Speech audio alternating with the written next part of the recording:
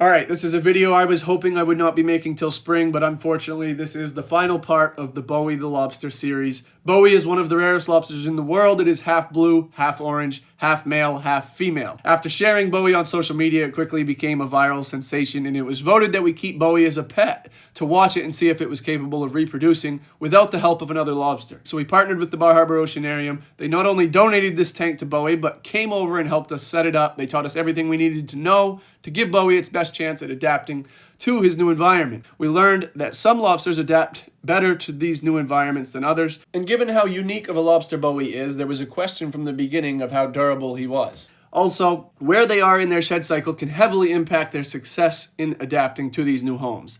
The first few days in the tank, Bowie was thriving, seemed to be doing great. Rearranged all the sand in the tank, was exploring, relaxing, eating.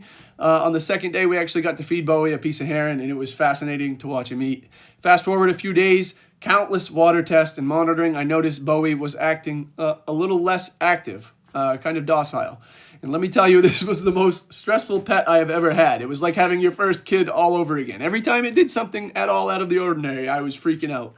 Not only is this the rarest pet on the planet, but it's also a pet that's shared by millions, so no pressure on me for keeping it alive. I didn't know if Bowie being less active was a red flag or not, so I immediately got a hold of Ben at the Oceanarium. He came right over and did every test under the sun. Everything in the tank was testing perfectly, so I decided to monitor Bowie very closely for the following hours, and unfortunately, he was becoming more docile. He wasn't getting better. Ben has a ton of experience with lobsters in aquariums and came to the conclusion that Bowie was either trying to shed, getting ready to shed, or he was just simply not adapting to the new environment well, which is common for some lobsters. As much as I would love to keep him in the tank and hope for a strong recovery, I decided that the best move was to release him back into the wild while he still had strength to make a recovery, or shed if that's what he's trying to do.